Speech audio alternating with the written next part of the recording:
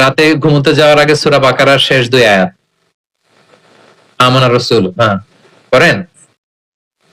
মান ক্বারাআ আয়াতাইন মিন আখিরি সূরাতিল বাকারাতি ফি লাইলাতিন কাফাতা, আল্লাহ নবী বলেন যে ব্যক্তি রাতে ঘুমোতে যাওয়ার আগে সূরা বাকারার শেষ 2 আয়াত পড়ে ঘুমাতে যায়, ওই রাতের সেফটি সিকিউরিটি প্রোটেকশনের জন্য এই আয়াত দুইটাই যথেষ্ট হয়ে যায়।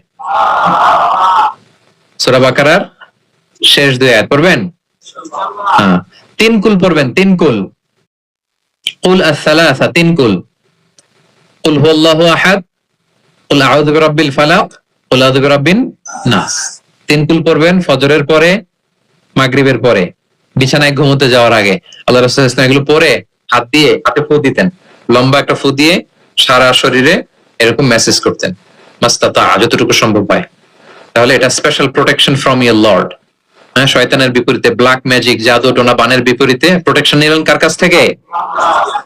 এই ওজিফাগুলো পালন করবেন। যদি করেন আপনার জীবন প্রশান্তিময় হবে, আপনার জীবনের সব হতাশা দূর হবে, ডিপ্রেশন দূর হবে, আসমানি প্রশান্তি নেমে আসবে ইনশাআল্লাহ। প্রিয় নবীজি কিভাবে তেলাওয়াত করতেন আমরা শুনি। আমরা তো রমাদানে তেলাওয়াত করতেছি আলহামদুলিল্লাহ। আচ্ছা, আল্লাহ রাসূল সাল্লাল্লাহু আলাইহি ওয়া আলিহি ওয়াসাল্লাম তারতিলের সাথে তেলাওয়াত করতেন। তারতিল, ওয়ারাত্তিলিল কুরআনা তারতিলা, তোমরা তারতিলের সাথে তেলাওয়াত করো। তারতিলের মধ্যে 2টা জিনিস থাকতে হয়, এক হচ্ছে ধীরে ধীরে, 2 হচ্ছে স্পষ্ট ভাবে। রিপিট, আবারও বলছি, তারতিল হচ্ছে ধীরে ধীরে পড়বেন, আবার স্পষ্ট, তখন এটা তারতিল হবে। আমাদের বাংলাদেশে আলহামদুলিল্লাহ 1 দশক ধরে আমি বলে এসেছি যে তারাবির সালাতে খুব ধীরে পড়তে হবে, কোরআনের হক আদায় করে তারতিলের সাথে। আলহামদুলিল্লাহ অনেক বলার পরে এখন অনেক মসজিদে আলহামদুলিল্লাহ মসজিদ কমিটি সচেতন হয়েছে, ভালো কারীরা, হাফেজরা তারা খুব ধীরস্থির ভাবে পড়ায়। তারপরেও গ্রাম বাংলায় বা অনেক এলাকার মসজিদে এখনো এমন ভাবে কোরআন তেলাওয়াত করা হয় দ্রুত খতম দেওয়ার জন্য, এটা কোরআনের সাথে এক প্রকার বেয়াদবি হয়ে যায়। ইভেন মালয়েশিয়াতে অথবা ইন্দোনেশিয়াতে কোনো এক জায়গায় আমি একটা ভিডিও দেখলাম যে এমন ভাবে রুকুর উপরে সেজদা, আল্লাহু আকবার, সামি আল্লাহ, মানে 30 সেকেন্ডসে 2 রাকাত শেষ। আল্লাহ রাসূল সাল্লাল্লাহু আলাইহি ওয়াসাল্লাম 2 রাকাত পড়তে তাহাজ্জুদের নামাজে কত সময় নিতেন আমরা একটু দেখব। এইভাবে কিন্তু কোরআন তেলাওয়াত করতে নিষেধ করা হয়েছে, বরং আল্লাহ বলেছেন ওয়ারাত্তিলিল কুরআনা তারতিলা, কোরআনটা তারতিলের সাথে তোমরা তেলাওয়াত করবে। আল্লাহ রাসূল সাল্লাল্লাহু আলাইহি ওয়াসাল্লাম এভাবেই পড়তেন, ধীরে ধীরে স্পষ্ট ভাবে। ইয়ামুদ্দু বিহা সাওতাহু মাদ্দান, টেনে টেনে পড়তেন। আলহামদুলিল্লাহি রাব্বিল আলামিন, এই দেখেন টেনে পড়লাম। আর রহমানির রহিম, মালিকি ইয়াউমিদ্দিন, টানতেছি না? ইয়ামুদ্দু বিহা সাওতাহু মাদ্দান, টেনে টেনে পড়তেন। ইউকাত্তিউ কিরাআতাহু আয়াতান আয়াতান, প্রত্যেক আয়াত শেষে থামতেন, পজ দিতেন। This is called tartil, ওয়ারাত্তিলিল কুরআনা তারতিলা। আনাস রাদিয়াল্লাহু তাআলা আনহু বলতেন, রুব্বা কারিন লিল কুরআন ওয়াল কুরআনু ইয়ালআনুহু, কোরআনের অনেক তেলাওয়াতকারী আছে, তেলাওয়াতে সওয়াবের বিপরীতে লানত পায়। কোরআন পড়লে তো সওয়াব হওয়ার কথা, কিন্তু কোরআন তাকে কি করে? লানত করে। একটু মিলায় নেন নিজের সাথে যে আমাদের তেলাওয়াতটা কেমন। আচ্ছা, তাহলে রাসূল সাল্লাল্লাহু আলাইহি ওয়াসাল্লাম তারতিলের সাথে তেলাওয়াত করতেন, পাশাপাশি তিনি খুব সুমধুর কণ্ঠে তেলাওয়াত করতেন এবং তিনি আদেশ করতেন, যায়িনুল কুরআনা বিআসওয়াতিকুম, তোমরা তোমাদের গলায় যে আল্লাহ তাআলা সুর দিয়েছেন ওই সুর দিয়ে কোরআন তেলাওয়াত করো। যার যতটুকু সুর আছে, সবার হয়তো অত সুরেলা হবে না, যতটুকু, প্রত্যেকের একটা সুর আছে না নাই বলেন? যতটুকুই দিয়েছে আল্লাহ তাআলা আপনার গলায় সুর, ওই সুরটাকে ব্যবহার করে আপনি কোরআন তেলাওয়াত করবেন। রাসূল সাল্লাল্লাহু আলাইহি ওয়াসাল্লাম সুর দিয়ে কোরআন পড়তেন এবং তিনি বলেছেন, লাইসা মিন্না মান লাম ইয়াতাগান্না বিল কুরআন, আমার যে উম্মত সুর করে কোরআন পড়ে না সে কবু আমার উম্মত হতে পারে না, সুর করে পড়তে হবে। বারা ইবনে আযিব রাদিয়াল্লাহু তাআলা আনহু বলেন যে আমি একবার দেখলাম এশার নামাজের সময় তারা রাসূলুল্লাহ ফিল ইশাই বিত্তিনি ওয়াজ যাইতুন, মানে ওয়াত্তিনি ওয়াজ যাইতুন ওয়া তুরি সিনিন, এই সূরাটা দিয়ে রাসূল সাল্লাল্লাহু আলাইহি ওয়াসাল্লাম দেখলাম একবার এশার নামাজের ইমামতি করতেছেন।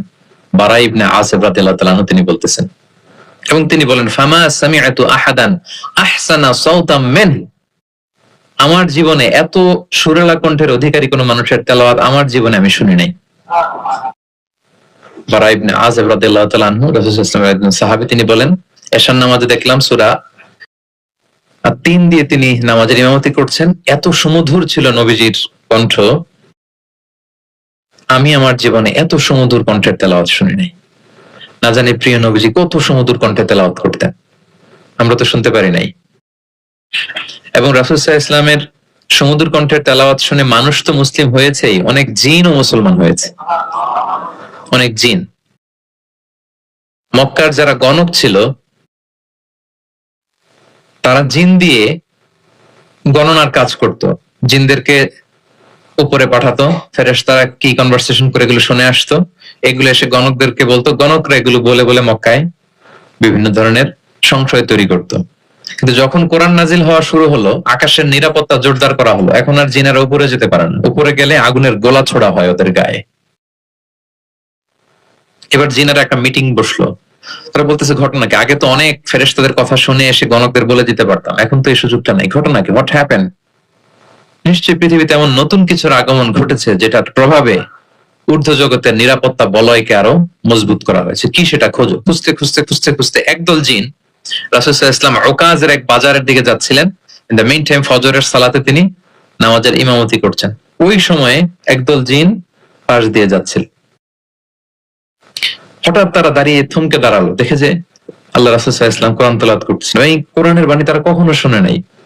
তারা শুনে অবাক, এবং এই তথ্য নিয়ে জিনদের সর্দারের কাছে যেয়ে বলল, ঘটনা তো এটার কারণে এখন আকাশের নিরাপত্তা বেশি, আমরা আর উপরে যেতে পারি না।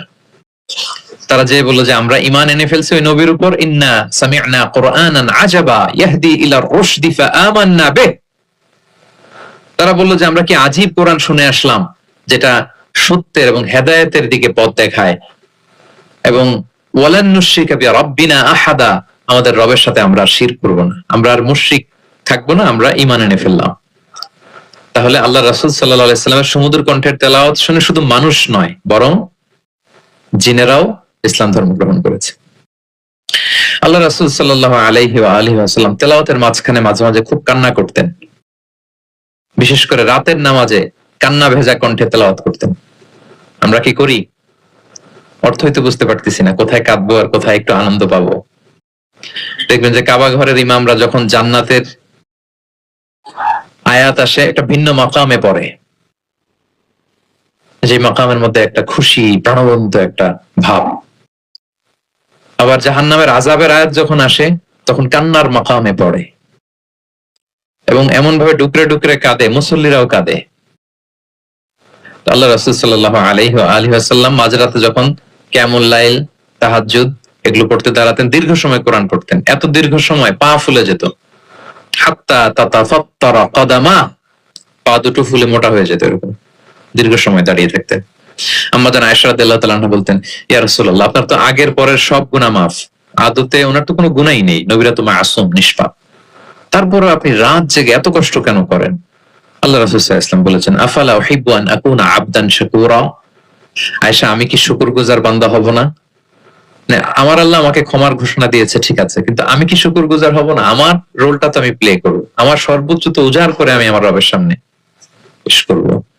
মাঝরাতে তিনি দীর্ঘ সময় দাঁড়িয়ে তেলাওয়াত করতেন, পা ফুলে যেত।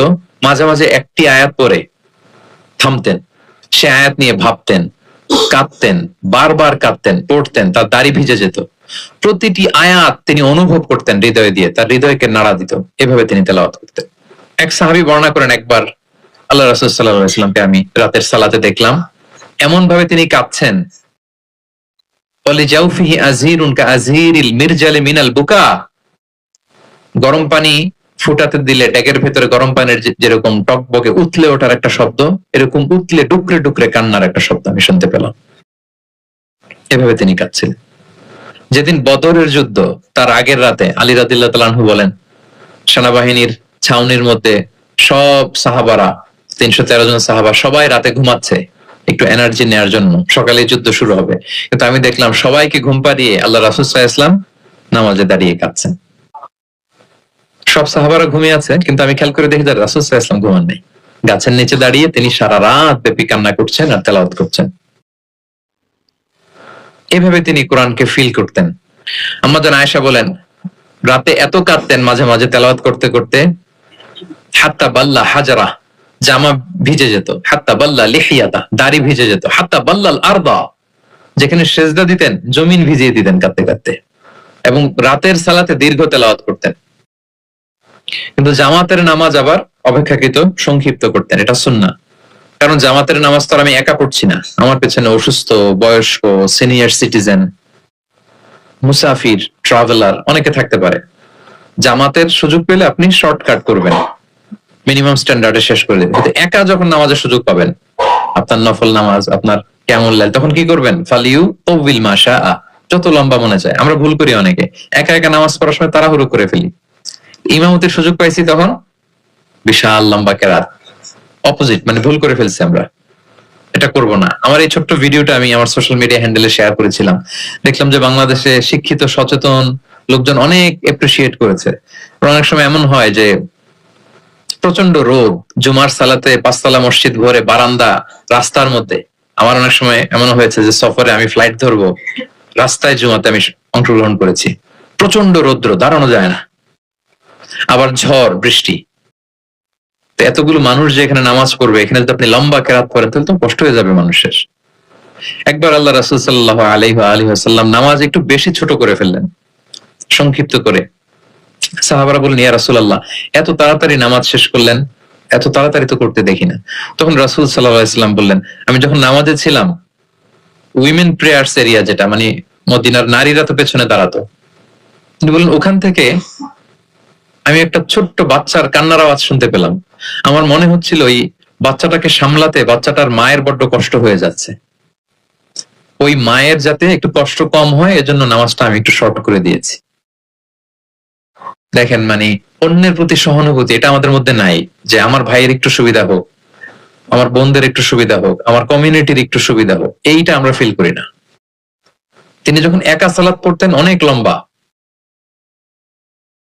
কিন্তু জামাতের সালাতে তিনি সংক্ষিপ্ত সালাত আদায় করতেন। কত লম্বা? হুযায়ফা ইবনুল ইয়ামান রাদিয়াল্লাহু তাআলা আনহু, নাম শুনেছেন ওনার? হুযায়ফা মদিনার গোয়েন্দা বিভাগের প্রধান ছিলেন, হেড অফ ডিটেকটিভ ব্রাঞ্চ, আল্লাহ রাসূল সাল্লাল্লাহু আলাইহি ওয়াসাল্লামের গোয়েন্দা বিভাগের প্রধান। উনি এমন কিছু কথা কাউকে বলতেন না, কিন্তু শুধু হুযায়ফাকে বলতেন। মদিনায় মোট কতজন মুনাফিক ছিল আল্লাহ রাসূল সাল্লাল্লাহু আলাইহি ওয়াসাল্লাম জানতেন, কাউকে বলেননি, শুধু হুযায়ফাকে বলেছিলেন। এজন্য ওমরে ফারুক রাদিয়াল্লাহু তাআলা আনহু যখন খলিফা, তিনি যখন দেখতেন কেউ মারা যেত, হুট করে ইমামতি করতে যেতেন, আগে দেখতেন যে ওই কাতারে হুযায়ফা আছে কিনা। যদি দেখতেন যে হুযায়ফা আছে, উনি ইমামতি করতেন। হুযায়ফাকে এদিকে না দেখলে অন্য কাউকে দায়িত্ব দিয়ে দিতেন।